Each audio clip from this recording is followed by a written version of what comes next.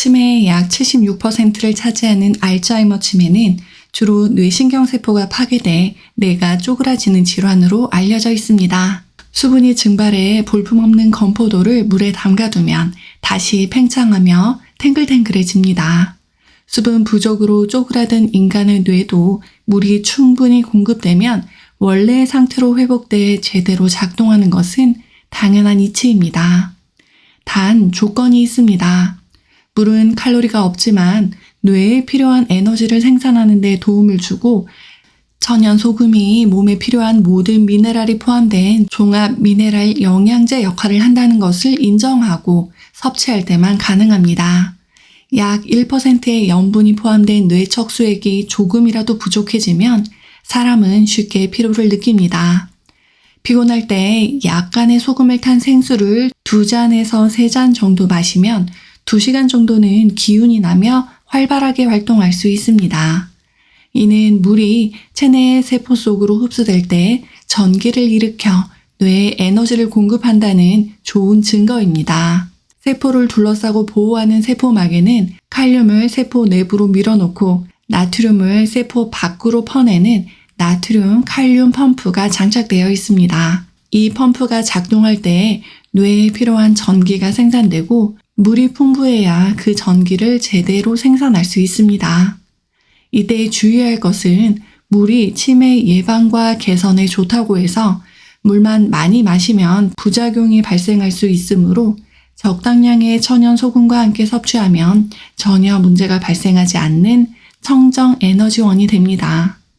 그렇다면 어떻게 소금물을 섭취하면 좋을까요? 최근에 나온 짠맛의 힘, 그리고 치매 예방과 치유, 물이 최고의 약이란 책을 바탕으로 수분 섭취만큼 중요한 소금 섭취 방법에 대해 알아보겠습니다. 구독과 좋아요, 알림 설정 눌러주세요. 소금차 레시피. 전해질 농도를 맞추고 우리 몸의 염도인 0.9%에 가까운 1에서 1.2%이면 소금물을 마시기에 잘 넘어갑니다.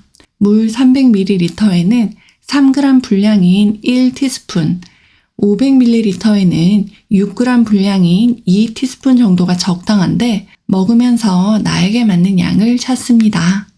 이때 깨끗하고 순도가 높은 용융소금, 질 좋은 죽염, 5년 이상 간수를 뺀 깨끗한 천일염 등 불순물이 없는 소금을 사용합니다. 나이가 들수록 입맛이 짜지는 것은 감각이 퇴화되어서가 아니라 짠맛이 필요하기 때문입니다. 가을 겨울나무가 물기를 쭉 빼고 건조해지듯이 나이가 들수록 몸속의 수분은 말라갑니다. 뇌 척수의 골수, 몸속 진액도 빨리 만들어지지 않습니다. 그러므로 더 짭짤하게 먹어야 물을 보유할 수 있습니다.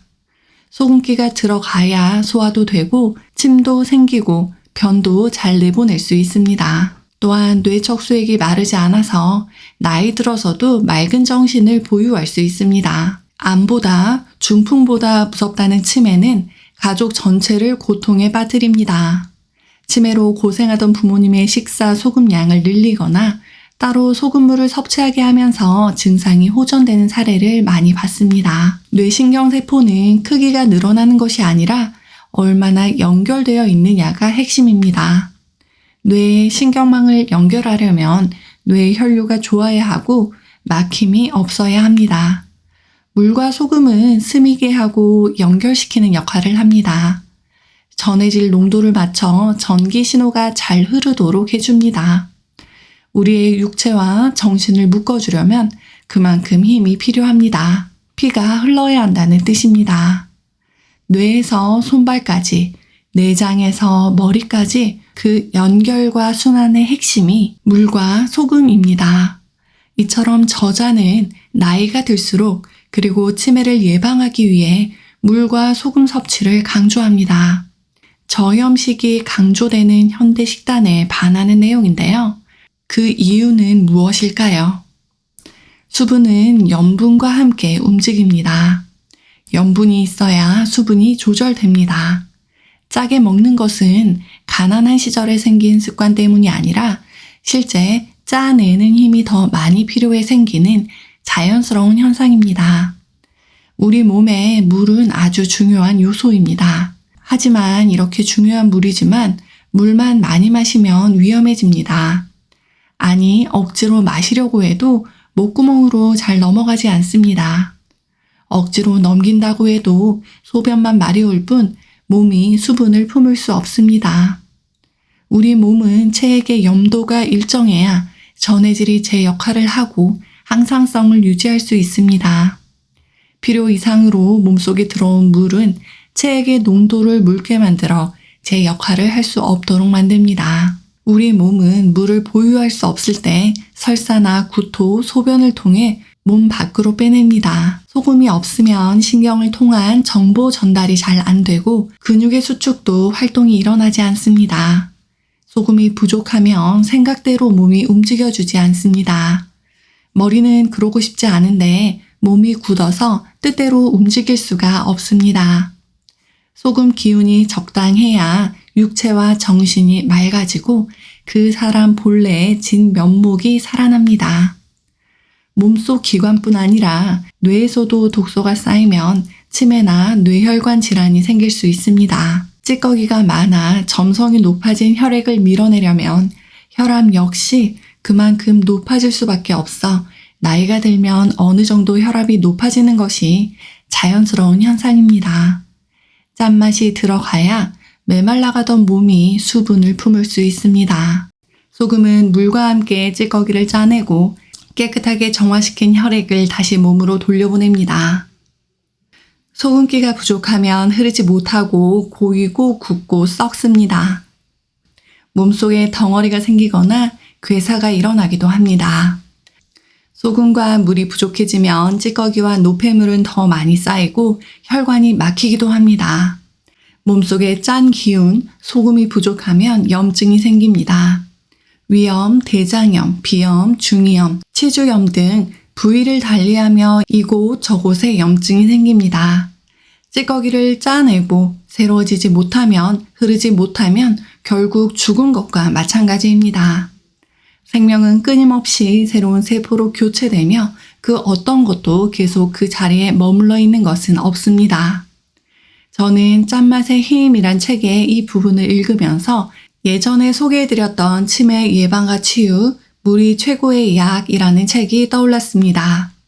그 책에서도 제목은 물을 전면으로 내세웠지만 물과 함께 소금의 중요성을 강조했지요.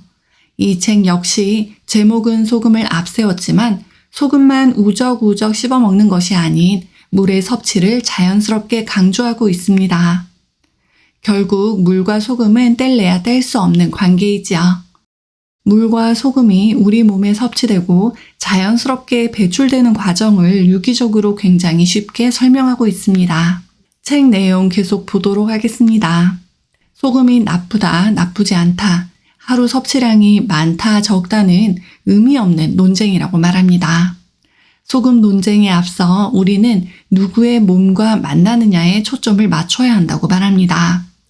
섭취하는 사람이 누구인지, 소금에 대해 어떤 생각을 가지고 있는지에 초점을 맞춘 뒤 소금과 몸, 양자의 상호작용에서 답을 찾아야 한다고 합니다. 소금을 예찬한 저자들은 소금 그 한 가지만을 보지 않았습니다. 물 그 한 가지만을 보지 않았습니다. 유기체인 우리 몸 전체를 보았고 철학과 양자학까지 접목하여 그동안 억울했던 소금의 누명을 아주 쉽게 설명합니다. 저자는 섭취하는 소금의 종류도 여러 가지를 설명하고 있습니다. 천일염, 정제염, 암염, 용융소금, 죽염 등을 설명하면서 정제염도 사실 가공 방법의 차이일 뿐이지 나쁜 소금은 아니라고 어느 인터뷰에서 말했습니다. 다만 음식을 넣는 소금 이외에 건강을 위해 따로 소금을 먹는다면 조금 더 세심하게 고를 필요가 있다고 말하는데요.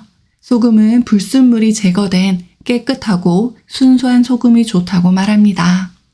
건강한 사람은 크게 문제가 되지 않지만 건강이 깨진 사람은 흡수력이 약해 소금의 종류에 따라 영향을 받을 수 있기 때문입니다. 오늘은 짠맛의 힘이라는 책을 바탕으로 건강에 도움이 되는 지식을 살펴보았습니다. 그리고 앞서 소금물을 섭취할 때 용량도 설명드렸습니다. 하지만 우리 몸은 개개인별로 달라서 소금의 양을 스스로 알아내야 한다는 말도 참 인상 깊었습니다. 오늘 영상을 보시고 하실 일이 있습니다. 요즘 날씨가 무척 덥습니다. 첫째는 목마르기 전에 틈틈이 물을 마시는 것이고요. 두 번째가 더 중요합니다. 소중한 분들에게 전해주시고 구독과 좋아요, 알림 설정 눌러주세요. 다음에 더 좋은 영상으로 꼭 다시 만나요.